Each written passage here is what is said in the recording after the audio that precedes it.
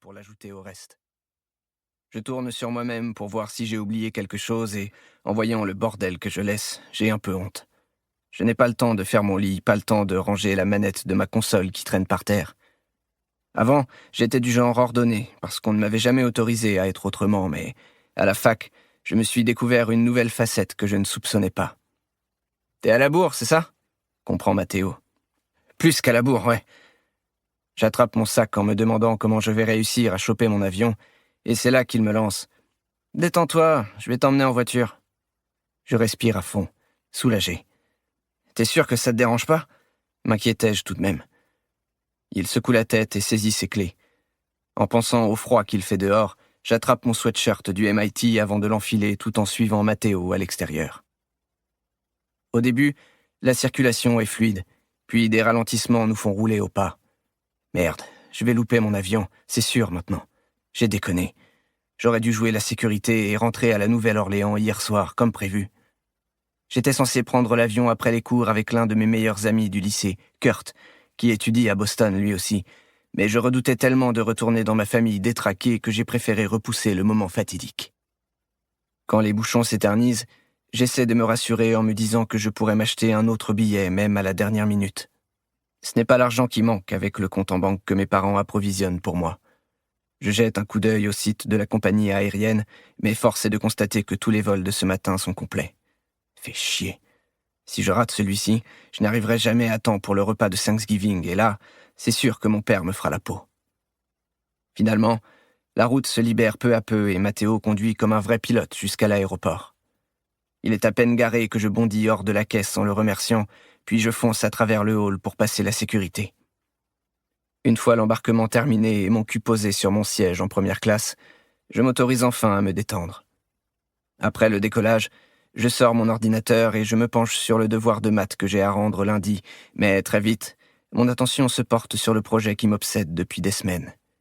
Une nouvelle application que j'ai entrepris de créer de A à Z.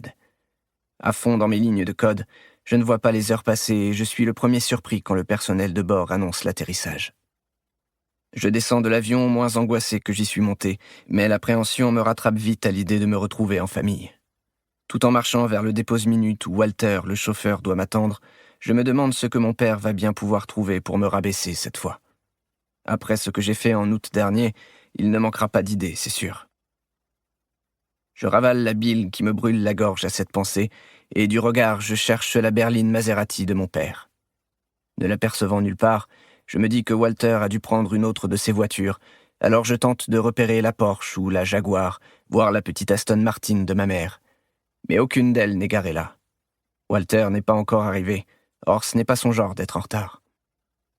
Un instant, je me dis qu'il doit être pris dans les embouteillages et qu'il a essayé de me contacter pour me prévenir, mais en sortant mon téléphone de ma poche, je ne découvre aucun appel en absence. Pas de message de mes parents non plus. Rien. Ils n'ont pas pu oublier que je venais pour Thanksgiving, c'est impossible. En fait, c'est plutôt eux qui m'auraient étripé si moi j'avais osé oublier. Pourtant, plus les minutes défilent sans que Walter se pointe, plus je me pose la question. Je tente de l'appeler, mais la tonalité sonne dans le vide, donc j'essaie de joindre ma mère. Aucune réponse. Mon père, plutôt crevé que de lui téléphoner. Merde, qu'est-ce qui se passe? Marmonnai-je. Après un bon quart d'heure à poireauter comme un con, je décide de me rabattre sur un Uber. Je tente de commander une voiture, mais l'appli bug et m'annonce que les fonds sur mon compte sont insuffisants. Je réessaie plusieurs fois, et puisque le même message d'erreur apparaît sans cesse, je désinstalle l'appli pour la réinstaller. Malgré tous mes efforts, ça continue de planter, alors je jette mon dévolu sur d'autres compagnies de VTC sans plus de succès. Non mais c'est quoi ce bordel? Ruminai-je. Pourquoi m'indiquent-ils tous que je n'ai pas assez de thunes? Ça n'a aucun sens, c'est impossible. J'insiste et, lorsque je me heurte à un énième refus, je décide de laisser tomber. J'aurai le temps de me poser des questions plus tard. Là, il faut que je trouve une solution.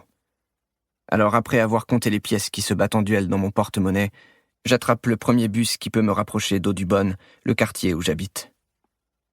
Lorsque j'arrive enfin devant chez moi, d'un geste instinctif, je sors de ma poche un anneau en argent très simple, la bague de pureté que ma famille m'a forcé à adopter quand j'avais 13 ans. Je la passe à mon annulaire, puis je pousse la porte. De l'autre Pour continuer à écouter ce livre audio gratuitement, cliquez sur le lien dans la description et vous pourrez l'écouter en entier sans frais grâce à l'essai de 30 jours d'Audible.